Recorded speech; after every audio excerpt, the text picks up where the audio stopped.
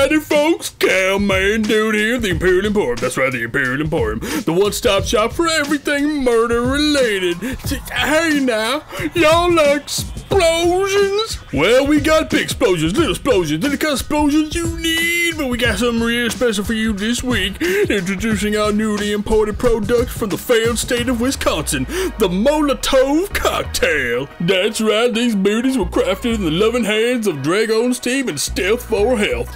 You like the smelling of burning flesh? Well, that's what you gonna get with these babies. Woo, honey, do I love me some explosions. Whoa now, don't have too much fun or Johnny Law's gonna come in and break up the party. Oh God, SWAT's are coming. Hide your paraphernalia. Hide your freedom tools. You ain't taking away my God-given right to bring homemade bombs into schools, you commie bastards. God, it's so many. Molotov cocktails coming to an Imperial Emporium near you. Next up is Darth Mod Shogun 2 by Darth Vader. Vader, as always, is a beast when it comes to overhauling the AI for Total War. As any overhaul, this mod has many new changes, so as the bigoted midget suggested to the pimp, I'm gonna keep it short. As all Darth projects, the unit sizes have been pumped up to accommodate more epicness in the battles, as well as many new variations to the units with what they're wearing. I think this is attributed to some other mods being incorporated in the final Shogun 2 Darth mod version. I believe there are several mods incorporated in. The AI is once again cleaned up and made boss by the Dark Lord. The auto-resolve has been tweaked to make more reasonable outcomes to auto battles. The economy has been tweaked to encourage larger armies for the player and AI. The projectile trails and stupid-looking general balloon things are gone with reported FPS increase. Thank Hubbard for that. The only balls I want on my field of battle are right under James Purefoy. I shall serve out the rest of my term as consul, and then retire quietly to the provinces where I will plow my fields and fuck my slaves. Just like old Cincinnatus. Naval movement is changed with more campaign points and slower ships on the battle map to increase realism. Diplomacy actually works. Rome 2 should have taken notes. And with many reasonable treaties available between you and friendly nations. Huge AI buffs have been debuffed to an extent, and the morale system is overhauled to make for longer lasting battles. Many great changes are added to this overhaul, and I can't name them all, but overall the changes are mostly under the hood. Not a huge amount of new units and skins, but the unseen changes are definitely the best. Darth Mod, as always, brings another overhaul to rock the Total War community and make it stand at attention. Next up is Shampoo's Gold Unit Compilation by or just Shampoo to his friends. This mod is a unit pack and adds in all kinds of new coolio units. It adds in hundreds of individually created units focusing on immersion and gameplay balance. It's perfectly balanced to the vanilla game. It's got it's got a whole bunch of new units that you can just use for all your factions, any faction at all. It has a million new units. It's oh, right here, look at that. It's got a total of units of 405. That's one more than 404, let me tell you that. I'm no mathematician, but that's a big old number right there. That's a lot of units. It's a unit pack. Look at these guys, they're pretty cool, yeah. Uh-oh, that guy's gonna be charged. No, what is going on here? Oh, we got these guys, and they're cool. Uh-oh, someone put a sword on a tusk. Never seen that before. They look cool, you know.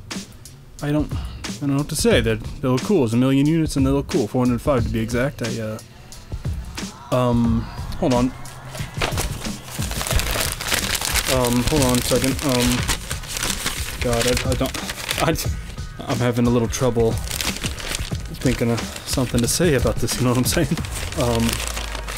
Alright, here we go. You guys, I totally understand how batteries feel because I'm rarely ever included in things either.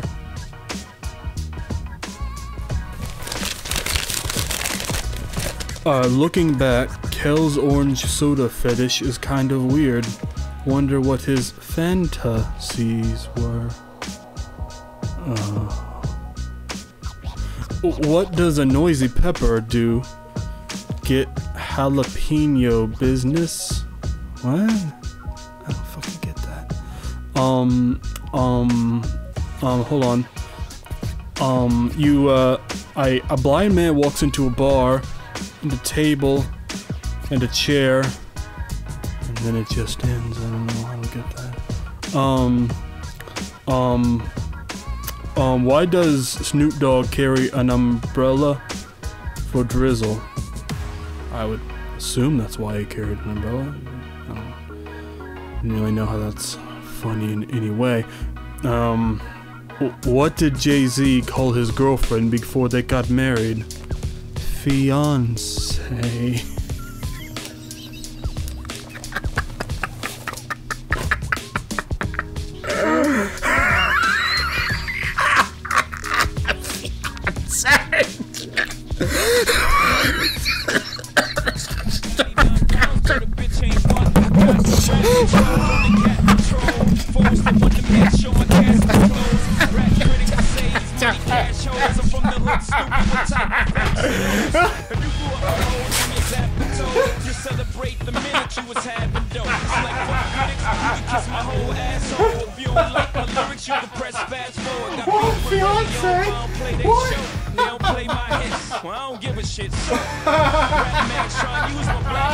And lastly is The Fall of Rome by, I think maybe Maximus Decimus Meridius, but I'm not 100% sure. I'm not really familiar with this particular site I found the link on. When I first found this mod, it was a hosted mod on the Total War Center, and then out of nowhere, the mod is removed, never to be heard from again. And it's gone.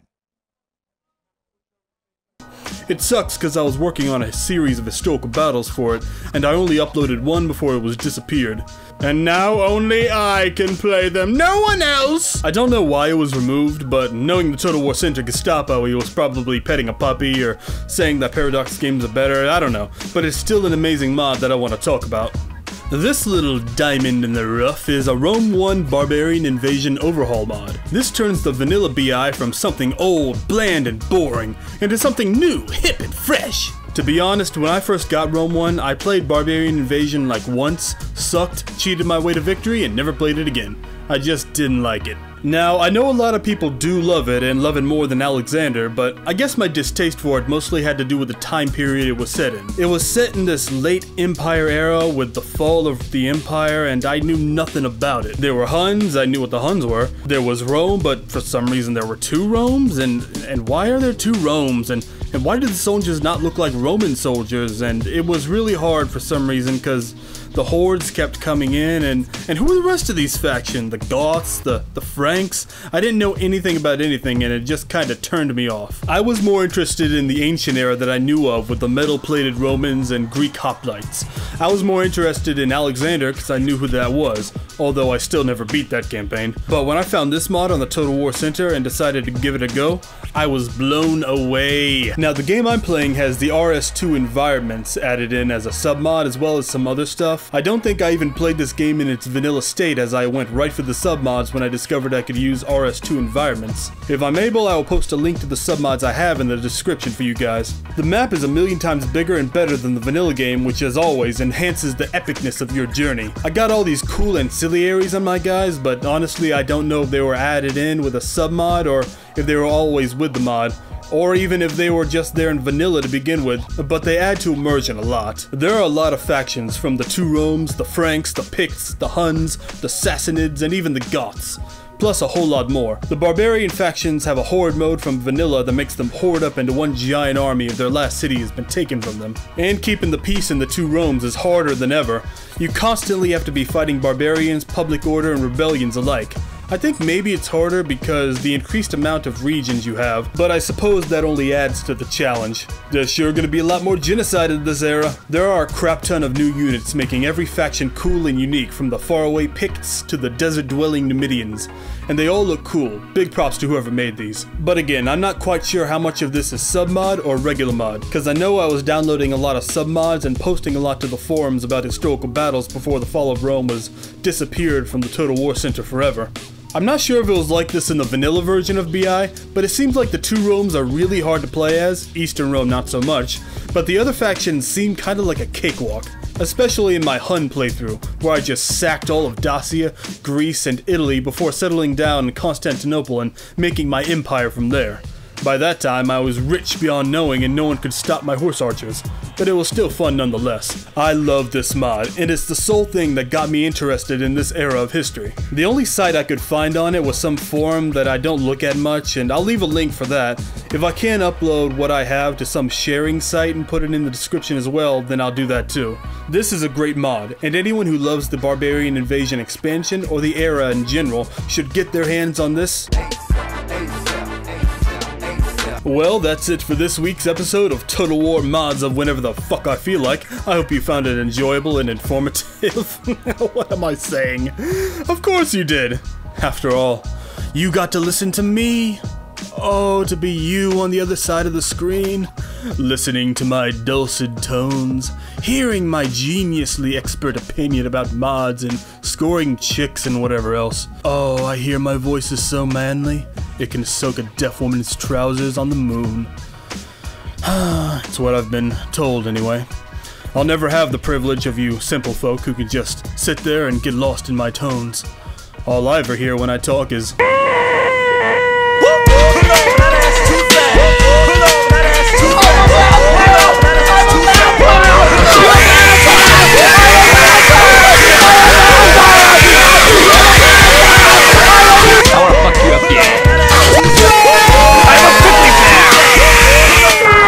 Maybe I need to see an ear doctor. In any case, I'm your graphics rogue, and I will see you next time. Peace.